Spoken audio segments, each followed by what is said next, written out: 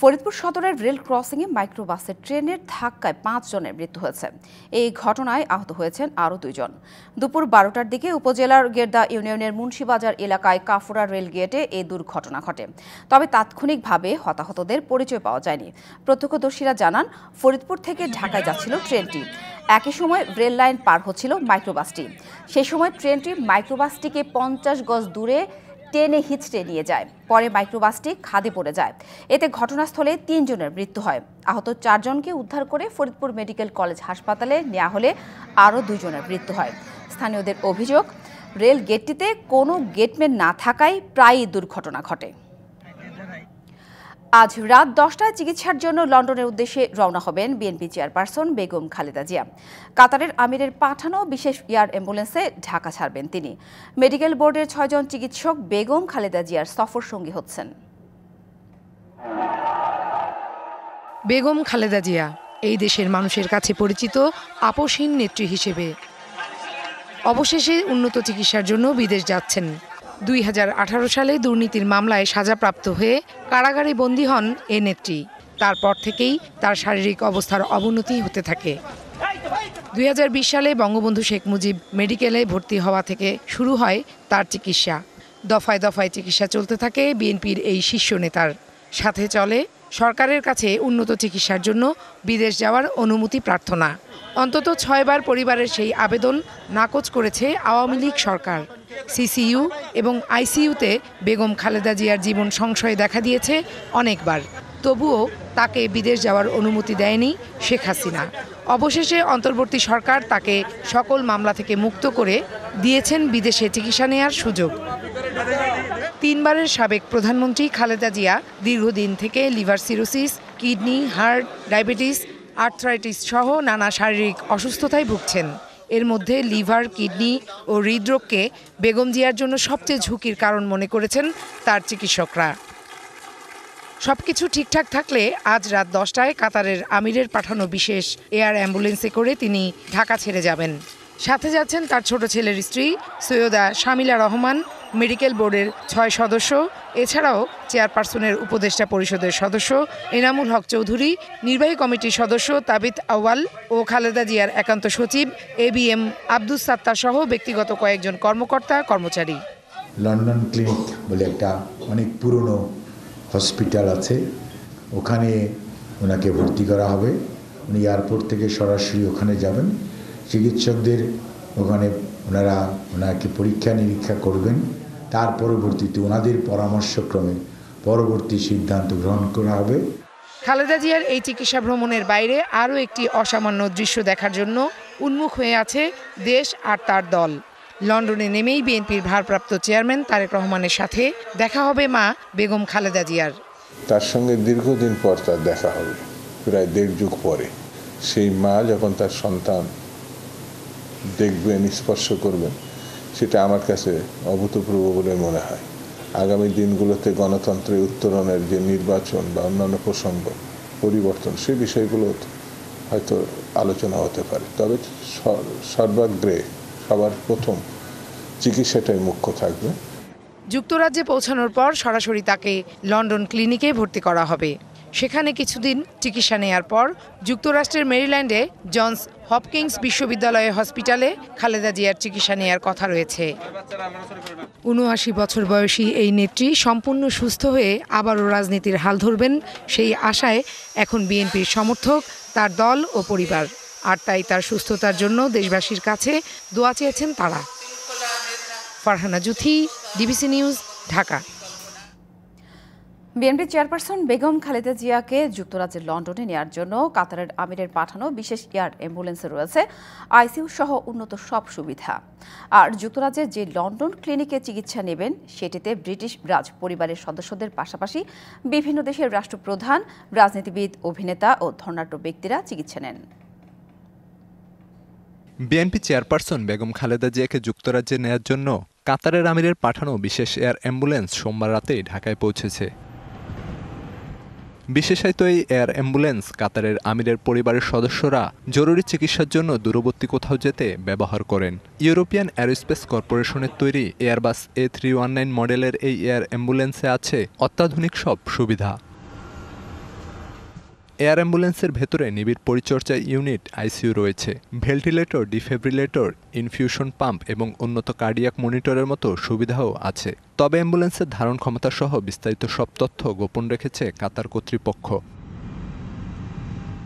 এদিকে যুক্তরাজ্যে খালেদা জিয়া চিকিৎসা নেবেন লন্ডন ক্লিনিকে। দেশটির সবচেয়ে বড় বেসরকারি হাসপাতালগুলোর মধ্যে এটি একটি। প্রায় 100 বছরের পুরনো এই হাসপাতালের অবস্থান সেন্ট্রাল লন্ডনে ডেভনশায়ার প্লেস ও মেরিলিবন সড়কে।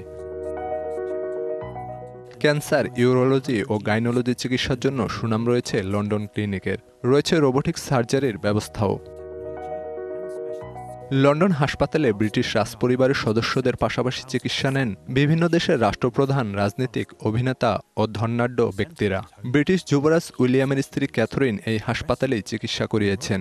রাজা তৃতীয় চার্লস, রানী দ্বিতীয় এলিজাবেথ, তার স্বামী ফিলিপ অব এডিনবরা একাধিকবার এই হাসপাতালে সেবা নেন। যুক্তরাষ্ট্রের সাবেক প্রেসিডেন্ট জন এফ কেনেডি ও অভিনেত্রী লিজ টেইলর এই হাসপাতালে সেবা নেওয়াদের তালিকায় আছেন। Khalid Hasan, DBC news desk. অন্তর্বর্তী সরকার গঠনের পর কাউকে দেশ ত্যাগ করতে দেওয়া হয়নি বলে দাবি করেছেন স্বরাষ্ট্র উপদেষ্টা অবসরপ্রাপ্ত লেফটেন্যান্ট জেনারেল মোহাম্মদ জাহাঙ্গীর আলম চৌধুরী। এছাড়া 5 মাসে পুলিশ এবং আনসারদের অবস্থার অনেক উন্নতি হয়েছে জানিয়ে উপদেষ্টা বলেন, এই সরকারের বাকি অর্জন সম্পর্কে মূল্যায়ন করবে জনগণ।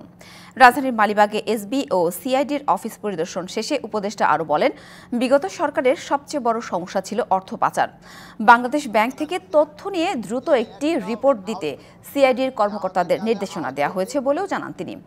আসছে জাতীয় সংসদ নির্বাচনে পুলিশের প্রস্তুতি কতটুকু জানতে চাইলে তিনি বলেন, পুলিশ সব কাজের জন্য সব সময় প্রস্তুত আছে। এ সময় জুলাই গণ অভ্যুত্থানে আহতদের কর্মসংস্থানের ব্যবস্থা করা হচ্ছে বলেও জানান স্বরাষ্ট্র উপদেষ্টা। আহত হয়েছে, আমাদের যারা আহত হয়েছে প্রথম টাস্কিং হবে মানি লন্ডারিং। এই যে বাংলাদেশ ব্যাংক থেকে যেটা হয়েছে ওইটার রিপোর্ট উনি আমার কত আগে দিতে পারে। মানি লন্ডারিং তো আমাকে সবচেয়ে বেশি হয়েছে, এটা নিয়ে আমি বলছি তারা যত তাড়াতাড়ি রিপোর্টটা দিতে পারে। আপনারা জানেন যে 5 মাস আগে আমাদের পুলিশের অবস্থা কি ছিল, আমাদের আনসারের অবস্থা কি ছিল, আমাদের অন্যান্য এই যে কি বলে এই বিজিবি, তারপরে অন্যান্য যে ইগুলি বাহিনীগুলি, এদের অবস্থা কি ছিল, ওর থেকে কি এখন অবস্থা ভালো হয় নাই? বিদ্যুৎ ও জ্বালানি খাতে এখনও অর্থ পাচার হচ্ছে, আর তা যাচ্ছে আওয়ামী লীগ নেতাদের পকেটে। এমন অভিযোগ করে সাবেক বিদ্যুৎ ও জ্বালানি প্রতিমন্ত্রী ইকবাল হাসান মাহমুদ টুকু বলেছেন, বিগত সরকারের আমলে হওয়া চুক্তি পর্যালোচনা না করে বিল পরিশোধ করায় ক্যাপাসিটি চার্জ সহ বিভিন্ন মাধ্যমে এই অর্থ পাচার হচ্ছে। ক্যাব বলছে, দায় মুক্তি আইন বাতিল করলেও এই আইনের অধীনে হওয়া দুর্নীতিকে সুরক্ষা দিচ্ছে সরকার। পর্যায়ক্রমে সব চুক্তি খতিয়ে দেখার কথা জানিয়েছেন বিদ্যুৎ উন্নয়ন বোর্ডের চেয়ারম্যান। আওয়ামী লীগ সরকারের সময় বড় লুটপাটের খাত ছিল বিদ্যুৎ এবং জ্বালানি। অন্তর্বর্তী সরকারের তৈরি করা শ্বেতপত্রের তথ্য অনুযায়ী 15 বছরে বিদ্যুৎ খাত থেকে লুটপাট হয়েছে প্রায় 72,000 কোটি টাকা। অতিরিক্ত ক্যাপাসিটি চার্জ, মুনাফা ও কমিশন বাণিজ্য করে এই লুটপাট। জ্বালানি খাতেও এলএনজি আমদানি এবং গ্যাস ক্ষেত্রে কূপ খননে ব্যাপক দুর্নীতি হয়েছে বলে ধারণা করছে শ্বেতপত্র প্রণয়ন কমিটি। বিশ্লেষকরা বলছেন, এই খাতে লুটপাটের পরিমাণ আরও অনেক বেশি। শ্বেতপত্রে বলা হয়েছে, একটা ফিগার দেওয়া হয়েছে, তবে সেই ফিগারটা যথেষ্ট অনুসন্ধান এবং যথেষ্ট তথ্য উপাত্তের ভিত্তিতে সেটা করা হয়েছে তা আমরা মনে করি না। আমরা মনে করি যে it is good start one. লুটপাট বন্ধ করতে বিদ্যুৎ ও জ্বালানির দ্রুত সরবরাহ বৃদ্ধি বা কুইক রেন্টাল আইন বাতিল করেছে অন্তর্বর্তী সরকার, কিন্তু এই আইনের অধীনে হওয়া চুক্তি অনুযায়ী এখনও বিল পরিশোধ হচ্ছে, আর এভাবেই হচ্ছে অর্থ পাচার। ওইসব চুক্তি পর্যালোচনার দাবি বিএনপির। নেগোসিয়েশন স্টার্ট করা উচিত, সেটা তো এখনও স্টার্ট করে নাই, বরঞ্চ বকেয়া শোধ করছে। তার অর্থ হচ্ছে যারা দুর্নীতি করেছিল এইটা নিয়ে ক্যাপাসিটি চার্জের, তারা টাকা পাচ্ছে এবং সে টাকাটা আওয়ামী লীগের চলে যাচ্ছে। ভোক্তা অধিকার সংগঠন বলছে, দায়মুক্তি আইন বাতিল করলেও বিগত সরকারের সময় হওয়া দুর্নীতিকে সুরক্ষা দিচ্ছে বর্তমান সরকার। ওই আইনই করা হয়েছে অসৎ উদ্দেশ্যে এবং সেই কাজটা দীর্ঘ 15 বছর ধরে করে আসছে। তাহলে সেই আইনের আওতায় কৃত কার্যক্রম অপরাধসমূহ আপনি প্রোটেকশন দিচ্ছেন, সাধারণ আইন রহিত হলে যে বিবেচনায়, সেই বিবেচনা তো এখানে চলে না। তাহলে তো আপনি দুর্নীতির দোসরে পরিণত হয়ে গেলেন। চুক্তি খতিয়ে দেখতে এরই মধ্যে কাজ শুরু হয়েছে বলে জানিয়েছেন বিদ্যুৎ উন্নয়ন বোর্ডের চেয়ারম্যান। দায়মুক্তি আইন বাতিল হয়ে গেছে মানে নতুন করে হবে না। আমরা সব পিপিএ গুলো রিভিউ করবো।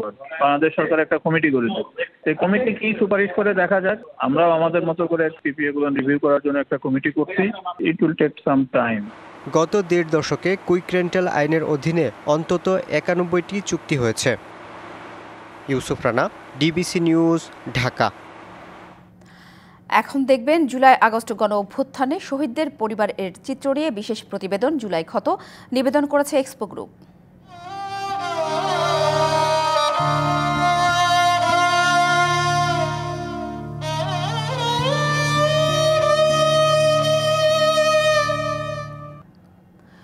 জামালপুরের মেলান্দহ উপজেলার শেখ আবুজর ছিলেন পরিবারের একমাত্র উপার্জনক্ষম ব্যক্তি, বিধবা মায়ের বেঁচে থাকার অবলম্বন। বৈষম্য বিরোধী আন্দোলনে গুলিবিদ্ধ হয়ে নিহত হওয়ায় অনিশ্চয়তায় পুরো পরিবার। একদিকে মৃত্যুর শোক, অন্যদিকে চিকিৎসা ব্যয়ের ঋণের বোঝা মাথায় নিয়ে এখন দিশেহারা পরিবার। স্থানীয়দের প্রত্যাশা, পরিবারের পাশে দাঁড়াবে সরকার। ছেলেকে হারানোর পর মায়ের কাছে আছে কি কোনো সান্ত্বনার ভাষা? পৃথিবীর কোনো অভিধানে হয়তো নেই। তাই তো সন্তান শেখ আবুজরকে হারিয়ে রংহীন চোখের জলই এখন বেদনা প্রকাশের একমাত্র মাধ্যম জামালপুরের মেলান্দহের পশ্চিম শ্যামপুর গ্রামের সুফিয়া বেগমের। বাবা মারা যাওয়ার পর 2 ভাই আর বিধবা মায়ের অভাবের সংসারে অর্থের যোগান দিতে শৈশবেই জীবিকার সন্ধানে ঢাকায় পাড়ি জমান আবুজর। সবশেষ ঢাকার বসুন্ধরা এলাকায় কাজ করতেন ব্যক্তিগত গাড়ির চালক হিসেবে। কিন্তু 19 জুলাই বৈষম্য বিরোধী আন্দোলন পাল্টে দেয় সব। গুলিবিদ্ধ হয়ে 9 দিন চিকিৎসাধীন থাকার পর মারা যান আবুজর। দিশাহীন হয়ে পড়ে পুরো পরিবার। আমি ঋণের চাপে আমি বাড়ি থাকতে পারতাছি না। আমার 2 পোলা ঋণের চাপে হিমশিম খাইতাছে। 2 পোলা তো দিন মজুরি কাম করে, ঋণ দিব না বউ পোলা পান সামাল দিব না। আমার আহত থাকাকালীন আবুজরের চিকিৎসায় সর্বশান্ত পরিবারটি। খরচ হয়েছে প্রায় 13 লাখ টাকা। বিভিন্ন রাজনৈতিক দল, ব্যক্তিগত ও উপজেলা প্রশাসন আর্থিক সহযোগিতা করলেও এখনো পরিশোধ হয়নি চিকিৎসা ব্যয়ের ঋণ। একদিক থেকে ছেলে হারাইছে, ভাই হারা, অন্য দিক থেকে তারা ঋণগ্রস্ত। 2 দিক থেকেই চাপে আছে। মা সন্তানের জ্বালা বেদনায় গুলাতে পারে না, ঋণের জ্বালা। সরকারের কাছে আবেদন, একদিকে মা ছেলে হারাইছে, এখন যদি ঋণটা পরিশোধ করে দিত তাহলে আমার মা একটা দিকে একটু শান্তি পাইত। উপজেলা প্রশাসন বলছে নিহত আবুজরের মাকে সরকারি বিভিন্ন সহায়তার আওতায় আনার পরিকল্পনা করা হয়েছে। জেলা প্রশাসক স্যারের পক্ষ থেকে 20,000 টাকা এবং আমাদের এই উপজেলার সমাজ কল্যাণ দপ্তরের পক্ষ থেকে 5,000 টাকা অনুদান দেওয়া হয়। এছাড়া তার মাকে বিভিন্ন যে আমাদের সরকারি কর্মসূচি রয়েছে, বিভিন্ন এইসব কর্মসূচিতে অন্তর্ভুক্ত করার জন্য আমরা প্রক্রিয়াধীন আছি। আবুজরের চিকিৎসা ব্যয় ঋণ পরিশোধে তার পরিবারের পাশে দাঁড়াবে সরকার, এমনটাই প্রত্যাশা স্থানীয়দের। DBC news desk. রাত 10টায় কাতারের আমিরের পাঠানো বিশেষ এয়ার অ্যাম্বুলেন্সে লন্ডনের পথে ঢাকা ছাড়বেন বিএনপি চেয়ারপারসন বেগম খালেদা জিয়া। এই মুহূর্তে গুলশানে বিএনপি চেয়ারপারসনের বাসভবনের সামনে আছেন সহকর্মী সুলতানা স্বর্ণা। তার কাছ থেকে জানবো আরও বিস্তারিত। স্বর্ণা, আপনি তো সকাল থেকে বিএনপি চেয়ারপারসনের বাসভবনের সামনে থেকে আমাদেরকে জানাচ্ছিলেন সেখানকার পরিস্থিতি। তো খালেদা জিয়ার বিদায় উপলক্ষে নেতাকর্মীরা কারা কারা এসেছেন, আর বিদায়ের যে আনুষ্ঠানিকতা রয়েছে, দল থেকে যে নির্দেশনা রয়েছে, সে ব্যাপারেও বিস্তারিত জানতে চাই।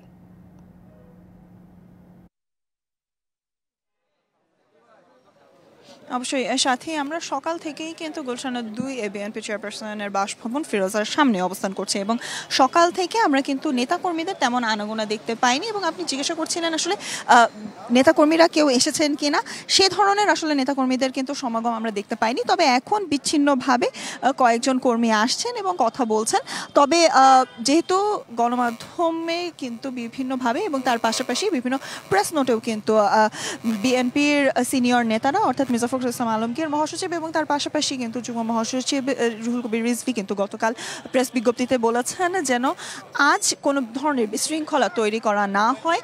বেগম খালেদা জিয়ার বাংলাদেশ থেকে লন্ডনে যাওয়ার যে প্রক্রিয়া রয়েছে সেই প্রক্রিয়াতে। এবং তার পাশাপাশি যদি যুক্ত করি যে রোড ম্যাপটির কথা বিএনপির পক্ষ থেকে বলা হয়েছে, বিএনপির পক্ষ থেকে কিন্তু বলা হয়েছে গুলশান থেকে কাকলী হয়ে আর্মি স্টেডিয়ামের সামনে থেকে কিন্তু বিমানবন্দরে তিনি যাবেন এবং বিমানবন্দরে তার এই যাত্রাটি কিন্তু শুরু হবে রাত 8টায়, অর্থাৎ ফিরোজার থেকে তিনি ঠিক রাত 8টার সময় রওনা করবেন। এবং সেজন্য কিন্তু নেতাকর্মীদেরকে বলা হয়েছে এই সড়কটিতে, অর্থাৎ বিমানবন্দর অভিমুখে যে সড়কটি রয়েছে সেই সড়কের অভিমুখে তারা যেন ফুটপাতের যে অংশটি রয়েছে সেই ফুটপাতে তারা যেন অবস্থান করে, কোনো ধরনের জন দুর্ভোগ বা বিভ্রান্তি যেন তারা সৃষ্টি না করে, এই ধরনেরও কিন্তু বারংবার সিনিয়র নেতাদের পক্ষ থেকে আসলে আহ্বান জানানো হয়েছে। এবং তার পাশাপাশি যদি যুক্ত করি বেগম খালেদা জিয়ার এবারের সফর সঙ্গী হিসেবে কিন্তু যে 15 জন যাচ্ছেন তার মধ্যে রয়েছেন 6 জন বিশেষজ্ঞ ডাক্তার এবং তার পাশাপাশি তার ব্যক্তিগত চিকিৎসকও কিন্তু যাচ্ছেন এবারের সফরে। এবং তার সাথে থাকছেন আরফাত রহমান কোকোর স্ত্রী শামিলা রহমান এবং তার পাশাপাশি কিন্তু তার সফর সঙ্গীদের, আমরা সকাল থেকে যেহেতু এখানে আছি আমরা বিভিন্ন সময় বিভিন্ন সফর সঙ্গীদের লাগেজে আমরা আসতে দেখেছি, আমরা বিভিন্ন সময় সফর সঙ্গীদের ছাড়াও বিভিন্ন পারিবারিক যারা রয়েছেন, পরিবারের যারা সাক্ষাৎ করছেন তারাও কিন্তু আসছেন এবং দেখা করছেন। এই ধরনেরও কিন্তু আমরা কিছু ছবি পেয়েছি এবং তাদেরও বিভিন্ন সময় কিন্তু আমরা কথা বলার আমাদের সুযোগ হয়েছে। তবে যেহেতু দীর্ঘ 7 বছর পর এবং তিনি যাচ্ছেন বিদেশে উন্নত চিকিৎসার জন্য এবং তার পাশাপাশি যেহেতু দীর্ঘ 7 বছর পর তারেক রহমানের সাথে দেখা হবে, সেই কারণেও কিন্তু আমরা বাংলাদেশের যেমন নেতাকর্মীদের মধ্যে একটি উচ্ছ্বাস লক্ষ্য করতে পেরেছি। আমাদের লন্ডন থেকেও কিন্তু আমাদের সহকর্মীরা জানাচ্ছিলেন যে সেখানকার নেতাকর্মীদেরও কিন্তু উচ্ছ্বসিত, বেগম জিয়া সেখানে যাচ্ছেন সে উপলক্ষে। সাথে এই ছিল বর্তমানে ফিরোজার সামনে থেকে আমার কাছে সবশেষ। পরবর্তীতে আমাদের সহকর্মীরা হয়তো বা আরও বিস্তারিত জানাতে পারবেন। নিশ্চয়ই স্বর্ণা, ধন্যবাদ। আগে জেনেছি ফরিদপুরের মুন্সিবাজারের রেল লাইনে মাইক্রোবাস উঠে গিয়ে ট্রেনের ধাক্কায় 5 জনের মৃত্যু হয়েছে। এ বিষয়ে আরও জানাতে ঘটনাস্থল থেকে আমাদের সাথে যুক্ত হয়েছেন সহকর্মী মাহবুবুল ইসলাম পিকুল। পিকুল, আপনার পাঠানো তথ্য দিয়ে যদি শুরু করি, যে স্থানে দুর্ঘটনা ঘটেছে সেখানে রেল লাইনে গেটম্যান ছিল না, তো এরকম ঘটনা তো প্রতিনিয়ত ঘটছে, এই ব্যাপারে কেন উদ্যোগ নিচ্ছে না? আর আজকে যে ঘটনাস্থলে 5 জন দুর্ঘটনা মারা গেছে, 2 জন আহত হয়েছে, তাদের পরিচয় কি জানতে পেরেছেন কিনা, সব মিলিয়ে জানাবেন।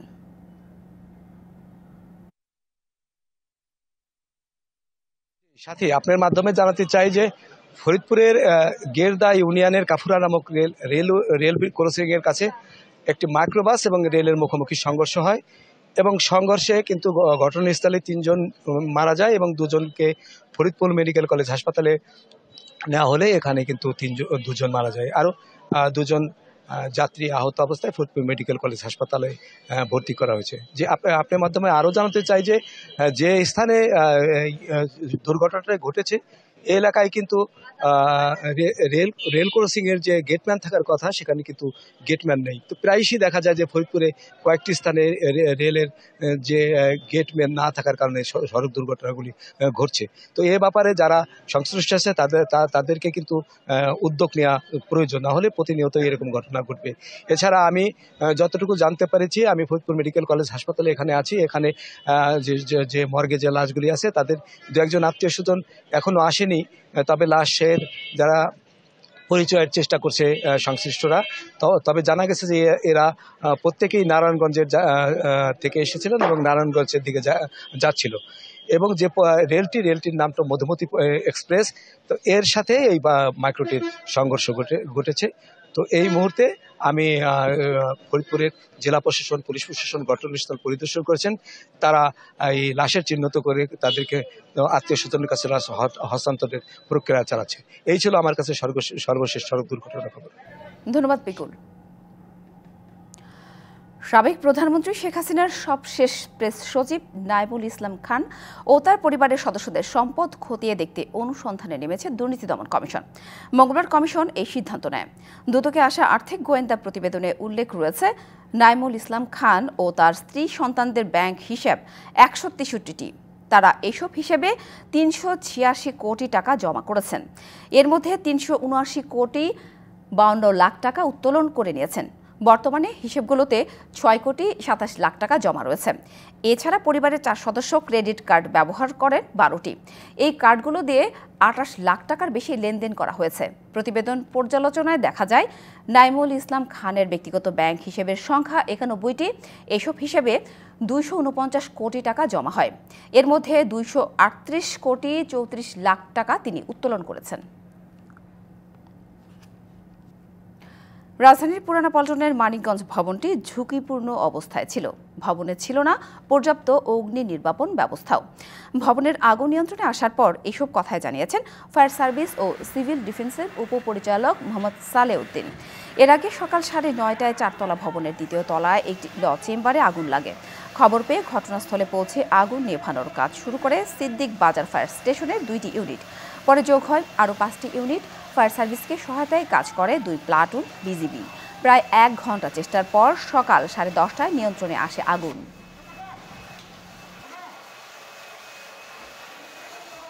মোট 6টা ইউনিট আমাদের এখানে কাজ করে। এখানে একটা ল হাউসের ভিতরে, ল চেম্বারের ভিতরে আগুন ছিল। সেখানে অনেক বইপত্র, কাগজ, ফাইল ছিল, সেগুলো জ্বলতেছিল। এবং আমাদের এই ইউনিটগুলো আসার পর সম্মিলিত প্রচেষ্টায় আমরা আগুনটাকে 10:30-এর সময় আমাদের নিয়ন্ত্রণে নিয়ে আসি।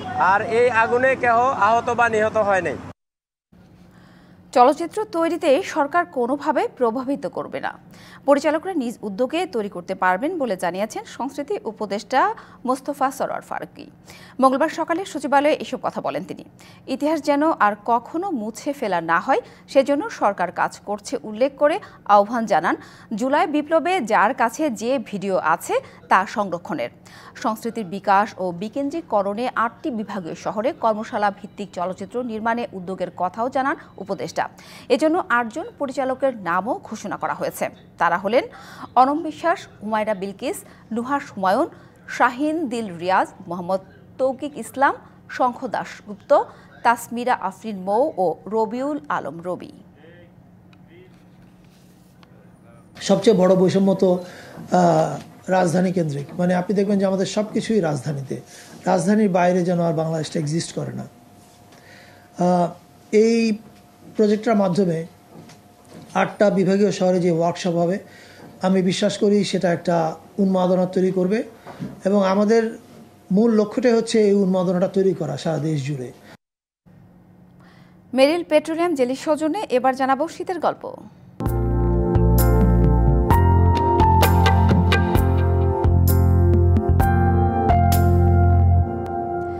রাজধানী ও আশপাশের জেলাগুলোতে শীতের প্রভাব কমলেও উত্তরাঞ্চলে হিমেল হাওয়ার প্রভাবে আবারও বাড়তে শুরু করেছে শীত। পঞ্চগড়ে আজ সর্বনিম্ন তাপমাত্রা রেকর্ড করা হয়েছে 9.7 ডিগ্রি সেলসিয়াস। পঞ্চগড় উপর দিয়ে মৃদু শৈত্যপ্রবাহ বয়ে যাচ্ছে। ভোর থেকে ঘন কুয়াশার চাদরে ঢাকা পড়েছে পথঘাট। মহাসড়কগুলোতে হেডলাইট জ্বালিয়ে চলাচল করছে যানবাহনগুলো। আগুন জ্বালিয়ে শীত নিবারণের চেষ্টা করছে মানুষ। কুড়িগ্রামেও গত 2 দিনের তুলনায় শীতের দাপট বেড়েছে। জেলার সর্বনিম্ন তাপমাত্রা রেকর্ড করা হয়েছে 13.3 ডিগ্রি সেলসিয়াস। কুয়াশার চাদরে ঢাকা পড়েছে কুড়িগ্রাম। সকাল থেকে দেখা নেই সূর্যের। এছাড়া মৌলভীবাজারের শ্রীমঙ্গলে সর্বনিম্ন 14 ডিগ্রি সেলসিয়াস তাপমাত্রা রেকর্ড করা হয়।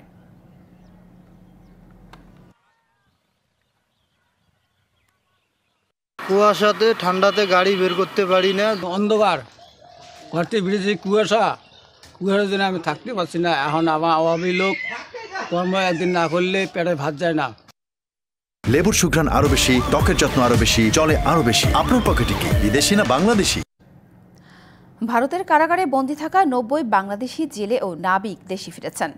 ভোরে তারা চট্টগ্রামের পতেঙ্গায় পৌঁছায়। প্রক্রিয়া শেষে তাদের ট্রলার মালিক ও পরিবারের কাছে হস্তান্তর করা হয়। রবিবার দুপুর 2টার দিকে বঙ্গোপসাগরে খুলনার হিরন পয়েন্ট এলাকায় আন্তর্জাতিক সমুদ্র সীমানায় 90 জেলে ও নাবিককে বাংলাদেশ কোস্ট গার্ডের কাছে হস্তান্তর করে ভারতীয় কোস্টগার্ড।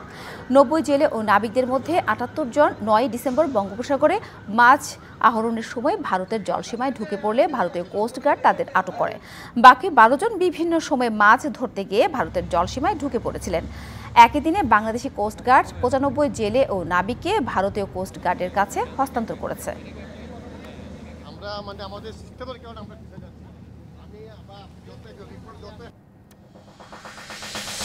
ঝালকাঠির সদর উপজেলায় সুদেব হালদার নামে এক মোবাইল ব্যবসায়ীকে কুপিয়ে হত্যা করেছে দুর্বৃত্তরা। গেল রাতে উপজেলার নবগ্রাম ইউনিয়নের রামপুর জোড়াপোল এলাকায় এই ঘটনা ঘটে। নিহতের মাথায় কোপের আঘাত থেকে পুলিশের প্রাথমিক ধারণা এটি হত্যাকাণ্ড। নাটোরের নলডাঙ্গায় মাদক কারবারি আশরাফুল ইসলামকে গ্রেপ্তার করেছে যৌথ বাহিনী। গেল রাতে উপজেলার পূর্ব মাদনগর কলেজ পাড়া থেকে মাদকসহ তাকে আটক করা হয়। সকালে তার বিরুদ্ধে মাদকদ্রব্য নিয়ন্ত্রণ আইনে মামলা করে পুলিশ। পরে তাকে গ্রেপ্তার দেখিয়ে আদালতের মাধ্যমে জেলে পাঠানো হয়। নেত্রকোনার বিভিন্ন পরিবহনে শ্রমিক দলের সাধারণ সম্পাদক তারিফুর রহমান রিপনের চাঁদাবাজি বন্ধের দাবিতে জেলা প্রেস ক্লাবের সামনে আয়োজিত মানববন্ধনে হামলা হয়েছে। এ সময় দুপক্ষের মধ্যে হাতাহাতি সহ ধাওয়া পাল্টা ধাওয়ার ঘটনা ঘটে। হামলায় দুপক্ষের অন্তত 10 শ্রমিক নেতা আহত হয়েছে। নরসিংদীতে বিগত সরকারের পালিত চাঁদাবাজদের কাছ থেকে মুক্তি এবং সিলেট ও চট্টগ্রামগামী আন্তনগর ট্রেনের যাত্রা বিরতির দাবিতে মানববন্ধন করেছেন এলাকাবাসী। দুপুরে নরসিংদী রেল স্টেশনে আয়োজিত মানববন্ধনে স্থানীয়রা অভিযোগ করেন, সরকার পতনের পর আবারও মাথাচাড়া দিয়ে উঠেছে চক্রটি।